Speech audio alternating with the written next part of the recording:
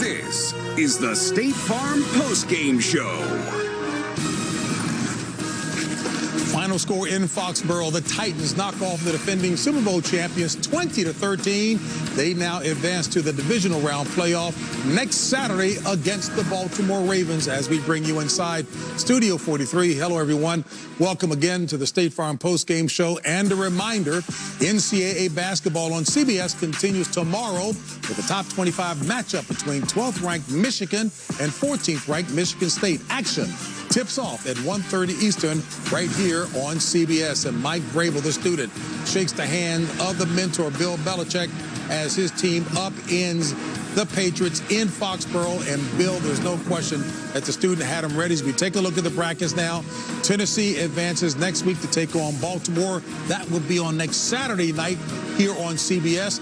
Houston, with its win over Buffalo, travels to meet Kansas City next Sunday at 3:05 Eastern Time. The NFL Today at 2, right here on CBS. Mike Vrabel had his team ready. He really did. When you look at the game, it really was a matter of one team passed for 200 yards, one team ran the ball for 200 yards, and the bottom line was the running team could finish drives. They scored 2 touchdowns. The New England Patriots had to settle for 2 field goals, and then you had the punter become a big factor in the course of this game in terms of field position, special teams, and the tactical approach that Mike Vrabel used, kind of against Bill Belichick, who used it early in the season against the Jets, ran off 1 minute and 40 seconds of the clock. Again, it was a great job by Mike Vrabel and the Tennessee Titans. You know, you run that minute 46 off the clock, it looks great because you win. But if Brady would have, led his team to a field goal at the end with about 30 seconds left to go in the game, then you go back to that and say it wasn't the right move. But because they won, because he had his team ready, because Ryan Tannehill made a great throw on 3rd down, because he got a 3rd down running the ball as well. He didn't have great statistics. He had the 1 bad interception. But this was Derrick Henry Day. They had a lot of key plays, and Coach talked about them. How about these 3 plays? Successive down, 1st and goal, 2nd and goal, 3rd and goal. Could not score against that defense. Had to set up for field goals. We talked about it at halftime, just like the Buffalo Bills. That's a 3rd down right there. Incomplete. Here comes his key 1st down from Ryan Tannehill. As Coach said, Brett Kern came up with a huge game. He's the all-pro punter for the Tennessee Titans. There's Logan Ryan, the former Patriot, finishing it off. But he actually had 4 punts inside the 20. 3 of those punts were inside the 15. All those punts, except for the last one, resulted in punts by the Patriots. So they out-Patriot the Patriots in Gillette Stadium, which was amazing. Yeah, you know what else was amazing? Derrick Henry. Yeah. It was phenomenal. And listen, if you didn't believe that he was the best back in football by him snatching the rushing title in that last game, how about in this game? Here's a screen play.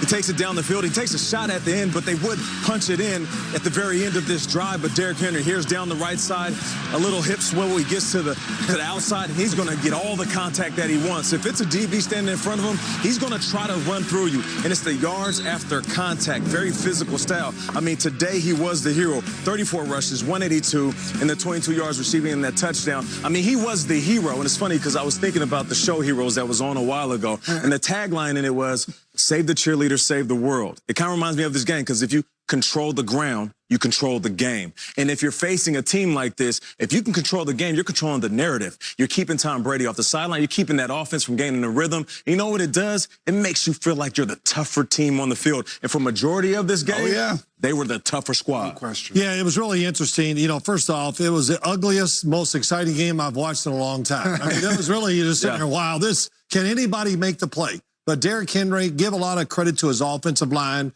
and for Mike Vrabel, the way they played the game. But Derrick Henry going against that New England defense. New England's defense, to me, top 5 easily tackling football team. Yeah. And Derrick Henry probably broke about 20 tackles. Yep. He just ran through guys. And we saw that. And the other one, the big completion by Ryan Tannehill. Patrick Chung got hurt. I don't know if that's why Terrence Brooks was on Ferkser, but if it made a big difference in the game. Subtext certainly in this game, and although Boomer's been saying along, he hopes it won't be the case. But Tom Brady, I know we have to wait to see what plays out, but Tom Brady, could this have been his last game as a Patriot? It certainly feels that way, guys. I mean, the way the fans were reacting when he came on the field today at the start of the game, the way they were reacting after the game, you take a look at these numbers, take a look at the superlatives, the career accolades speak for themselves. I mean, he's just an amazing player.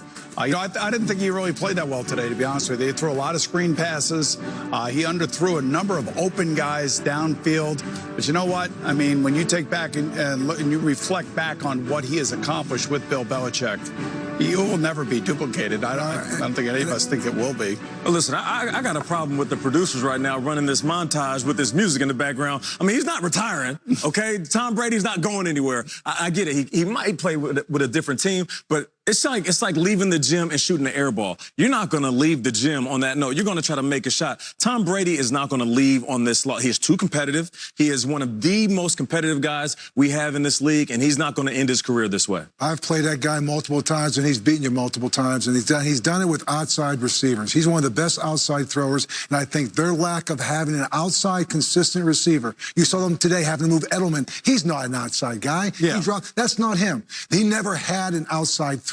Yeah, listen, I think all year long, you got to believe, right? You got to believe when you talk about the Patriots, but we finally saw what it was. They didn't have the blocker with the tight end, the receiver down the field. You said the wide receivers, they missed their fullback. All the ills of their offense, it was in full display in a playoff game that they lost. And they got shut out in the second half. So the question is, do we give the nod to Nate as the reigning champ? Well, you'd like to, JB. No, I'm asking. If it makes you feel better. Yes, we do. Yes, we do. Hey, JB, who picked the Titans to win this game? You the did. reigning champ. Go, buddy. We'll see you next Saturday right here on the NFL Today. We'll patch you Homer says, if you want